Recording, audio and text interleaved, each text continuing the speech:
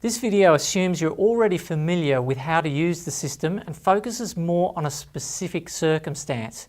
In this case, we examine how sell or hold assesses a property the investor's owned for quite a few years. The big issue here is the capital gains tax bill if the property is sold. Will it be so big that the selling costs become prohibitive and holding is the only sensible financial option? Let's scroll through some of the basic figures first. The property is currently worth a little more than 600k. The yield is pretty poor at around 3%. There's a fair amount of equity available as the current loan is only $350,000 and there's $12,000 sitting in an offset account. Now as we scroll down, we can see exit costs have been totaled at about $80,000. That's an enormous amount of money to pay just to sell. Going through the details, there's a $12,500 selling agent commission, which is relatively insignificant compared to the capital gains tax payable of nearly $66,000. Let's dive into this a bit. You can see that the original purchase price was $200,000.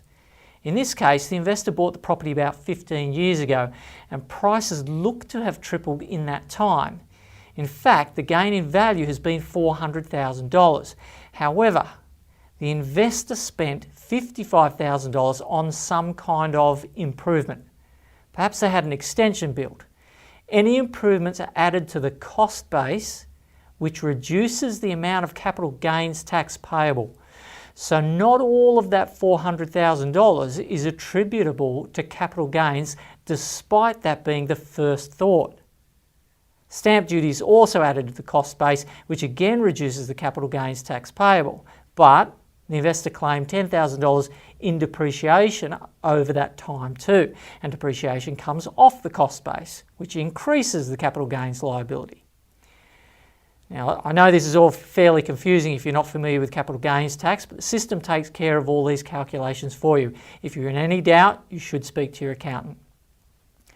Now, since the investor owned the property for more than 12 months, they get a 50% capital gains tax discount.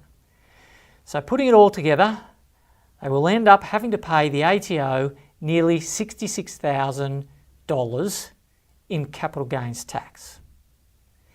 Now, combined with the agent's commission, their total exit costs, that's to sell the property, come to a whopping $80,000. And that's an enormous amount to pay. And we haven't even considered re-entry costs yet. So let's look at that now. So with entry costs of $43,000 and exit costs of about $80,000, this investor is looking at a total cost to sell and buy elsewhere of around $122,000. Now, what are the chances that an alternative property will deliver such superior returns that in the next few years the investor would actually be better off? The alternative property would need to earn $122,500 more than the current property over that time frame just to break even. That's looking unlikely and therefore probably a hold recommendation, but let's go to the trouble of generating a report to see for sure. Now, the next step is to check out alternatives. We click on the alternatives button and the system scans all the alternative markets from around the country, looking for those within that $700,000 target price range and that have pretty good growth prospects. Now, the first thing you'll notice on the alternatives page is that there is a forecast improvement in net position for the investor over the next 3 years of about $100,000. That's not bad. And that's just for hanging on. If that number had been only $10,000 or worse, even negative, there would have been a good case to suggest offloading the property. So already things are looking pretty solid for a hold recommendation. The second thing you'll see is that the numbers in the 3-year better off by column in the list of alternative markets is not very impressive. The top ranked market is showing the investor will only be better off by a tad less than $40,000 after 3 years. That might be a little too low to take the risk of recycling equity. But it's amazing there is an alternative market at all.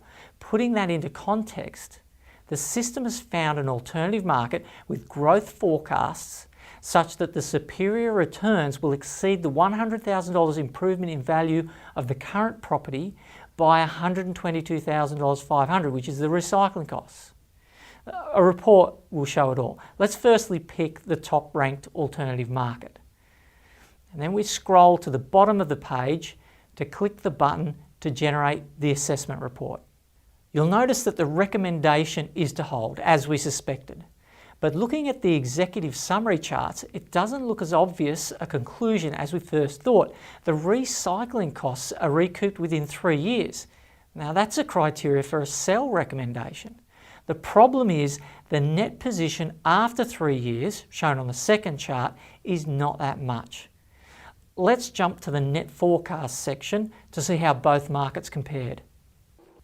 You can see that the alternative market definitely outperforms the current market, but there is still a significant portion of overlap in the shaded sections. The observation section will provide more insights, so let's go there. The first paragraph explains that the $39,000 the investor would be better off by after 3 years is too small in percentage terms when compared with the price of the alternative property.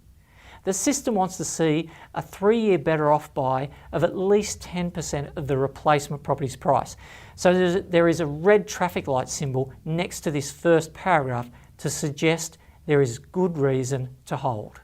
The second paragraph shows a green traffic light symbol, which suggests there's some reason to sell. The reason is based on the number of alternative markets the system found that it expects would deliver a better outcome than holding. It needs to see at least 40, and there are 50 in this case. The third paragraph compares the demand to supply ratio of the current property market, which is 55, to that of the alternative, which is 73. There's a difference of 18 points, which is enough argument to suggest a sell. The next paragraph explains that there is not much incentive to justify the sale. Being better off by only $39,000 is probably too small to warrant taking the risk and going to the trouble. An amber traffic light is therefore displayed. So far it's looking like a sale. It's not until the last two paragraphs are examined that the arguments swing in favour of holding. And the fifth paragraph compares the 3-year better off by of $39,000 to the recycling costs of $122,000. It wants to see the investor better off by a lot more than this case predicts. And the last paragraph explains that there was too much overlap in the shaded growth forecasts. There isn't enough difference between the predicted performance of both markets. The system wants to see the alternative easily eclipse that of the current property market before suggesting a sell. And there you have it. A hold recommendation makes perfect sense. However, it wasn't as straightforward as was first thought. On initial observation, it seemed obvious that an alternative market would never be able to reel in the massive capital gains tax bill with superior performance. But the bill is reduced firstly by 50% because of owning the property for more than 12 months. Secondly, the bill was reduced by improvements that were spent sometime in the period of ownership. Thirdly, even a relatively small increase in the capital growth of the alternative market makes it a lot more attractive. And finally, the sale would have released enough funds to buy a more expensive replacement property so that even if it grew at the same rate, the dollar amount would have been larger. It's an interesting case. I hope it gave some great insights into the issues at stake that many investors need to consider before making a decision. Check out more cases in this series to improve your understanding of how sell or hold works.